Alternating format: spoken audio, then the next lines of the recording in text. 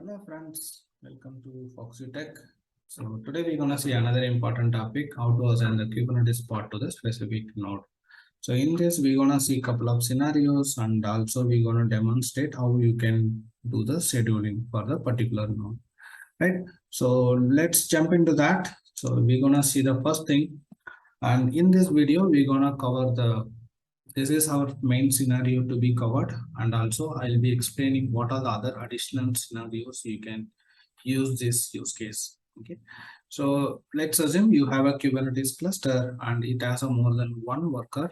So in this case there is a two, but you can have more than one workers, right? So in that, so only one node or selected number of nodes, it's part of any kind of a say, restricted network or special network, or it can be any kind of a special requirements. Okay, so in that case, so my case is like I have a special network, the worker node, and worker 2 is not part of the special network. So what I have to do, so what are the deployments and pods running on across the cluster, I have to move those to the worker 1.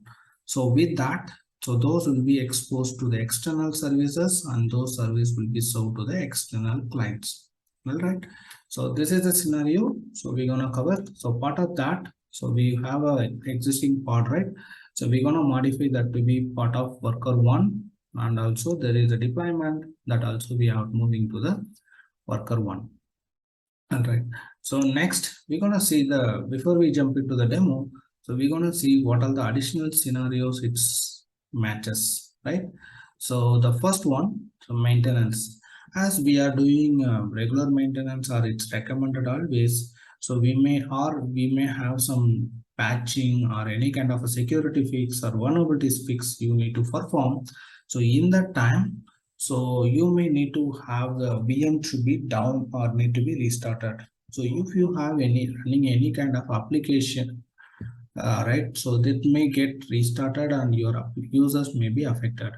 So to avoid such a cases, what we can do, temporarily we can create some labels and we can assume to the particular nodes, and we can quickly set that to the our deployments or the pods. So with that, what we can do, so we can make sure there will be a high availability has been maintained, right? So second thing, running the pods on the nodes with a dedicated hardware. Let's assume you have some special requirement for your application. So the requirement can be like your application need a special GPUs, or your application need a SSD hard disk, and you have a cluster with combination of multiple resources or the special different hardwares, right? So when you have such a different dedicated hardwares, so let's assume you have a GPU VMs and CPU VMs, more number of memory, and which is having a SSD hard disk and a premium SSD or the HDD hard disk, right? So there will be a different scenario, different hardwares will be on our cluster. We have to define the application to be used, selected hardwares or dedicated hardware if there is any special requirements, correct?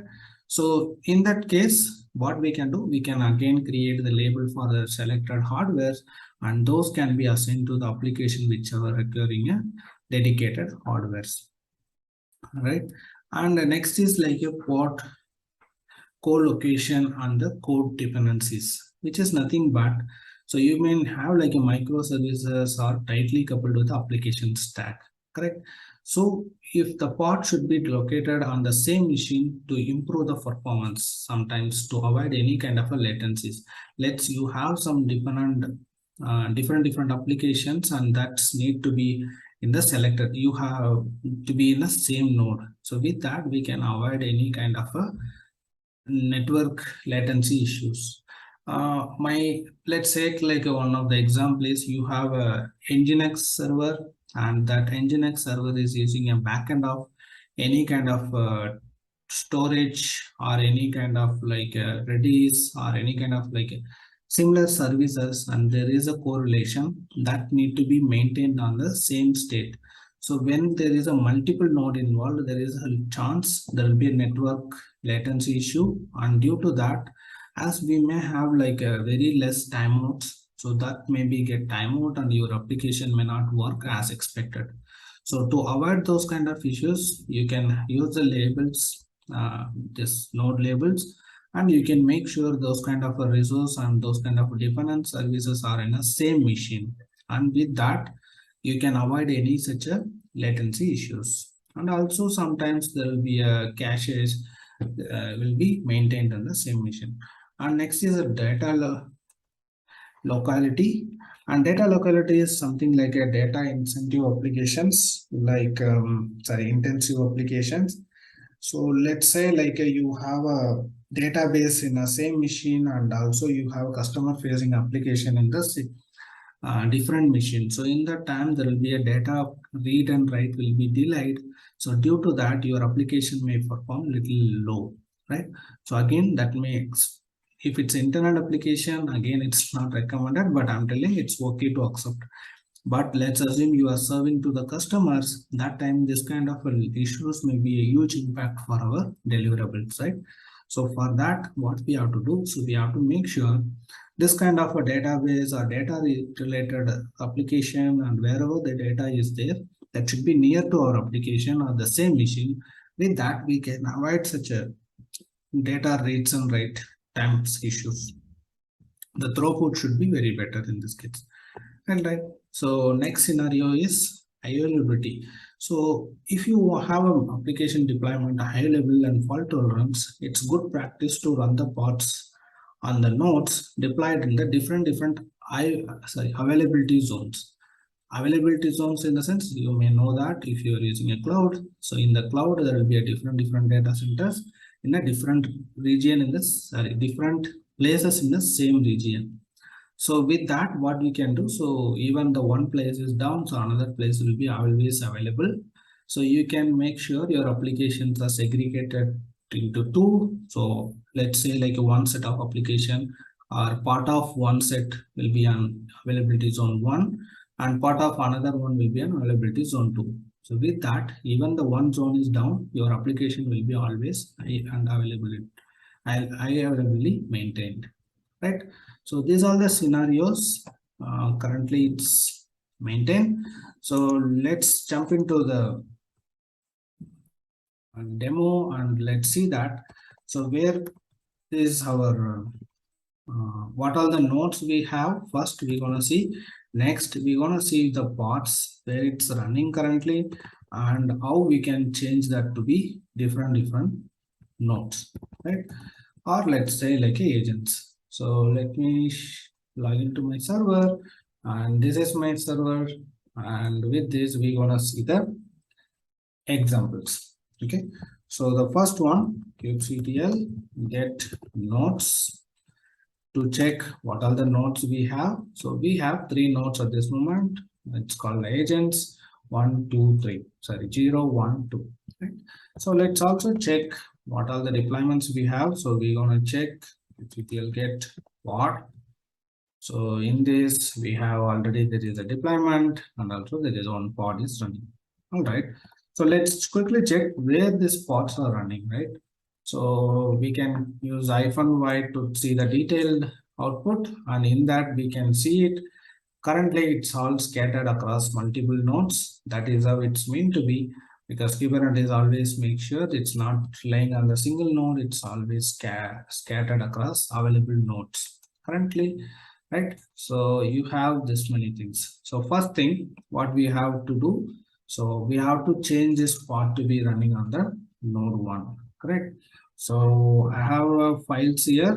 So the first file is pod.yaml. So this is my pod, and I'm not running a very complex one here. So it's so simple, and it will be easy to use, right? Okay, so before that, I forgot one more thing. So as we have all the things, so we have, let's create some special label for this nodes. So with the label, we gonna see what we can do it. Okay, so how to create a label for the node? So you can use kubectl label nodes, and I'm gonna pick the node 1, as my case is node 1 should be here, and I'm gonna say like a special Foxu tech network equal to true, right? So I'm creating a special network. I'm just randomly I'm picking. So in your case, you can pick whatever the key and values. My key and value is special net Foxy Tech network and the true is a value. So let me create it. And you may ask how to remove it, or if you don't know, so or you may know already, but just for your understanding, if you wish to, if you made any kind of a typo, let's assume like instead of network you typed NOWROK, right? So in that case you may need to delete that label and you have to recreate. So how to delete the label? So you know it, what all the label you created, remove the value and put minus. So when you do so, it will be, the label will be removed from the particular node.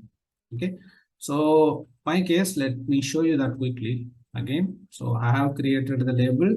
So let's filter that particular nodes. So get node hyphen selector,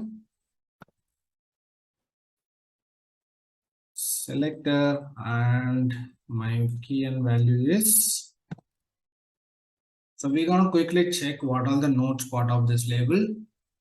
So we have seen there is only one node, right? So let me show you how the removal work.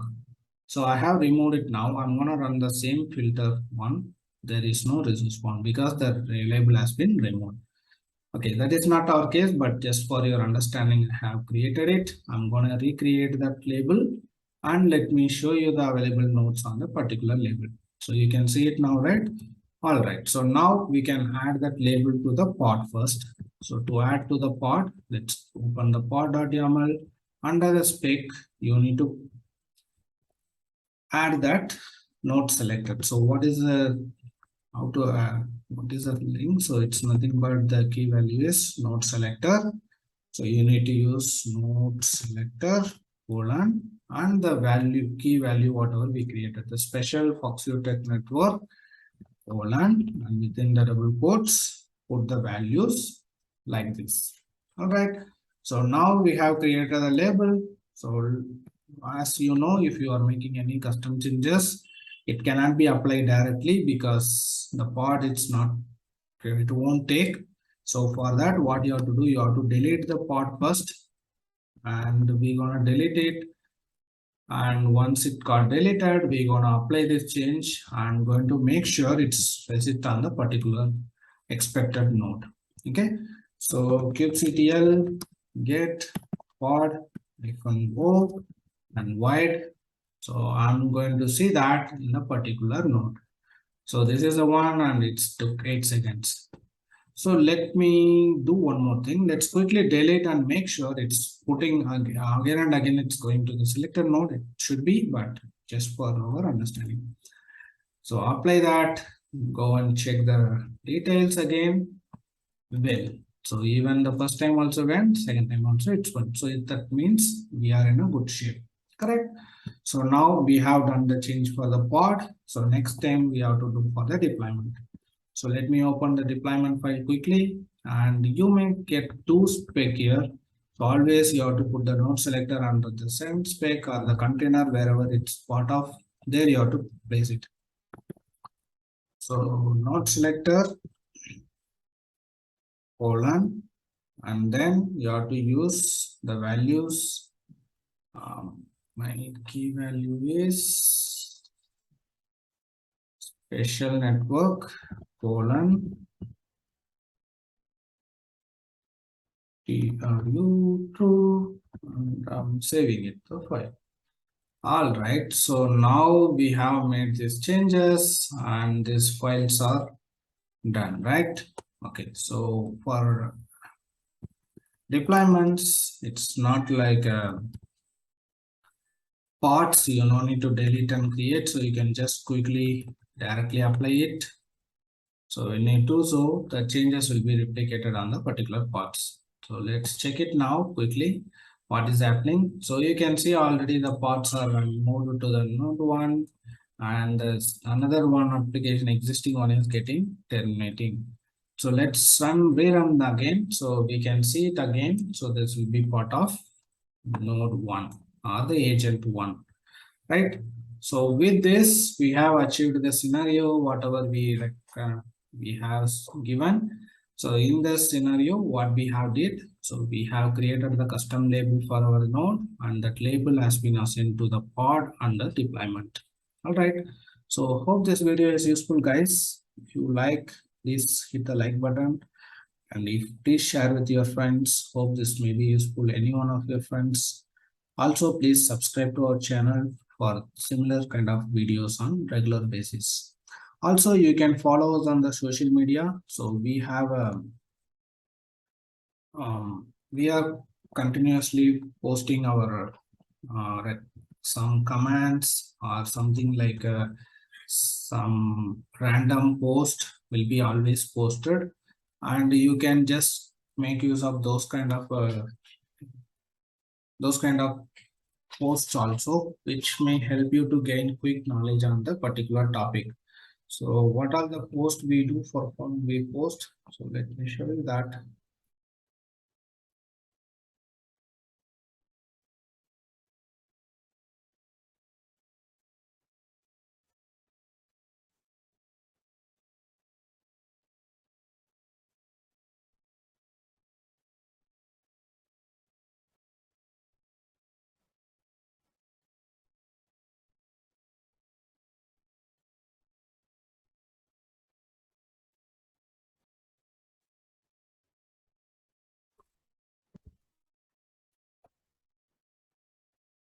So from Instagram or Facebook, you can follow us. So we do post some recommendations and the random knowledge sharing, and also we put some random commands how you can use those commands. So those may also helpful, guys. So follow us and make use of this kind of knowledges and gain more knowledge on Kubernetes and DevOps or any Linux, right? So on the ops side, whatever the knowledge you want to gain, hope this will be helpful for you. Thank you for your time again. So have a great weekend. Have a better days. Bye bye.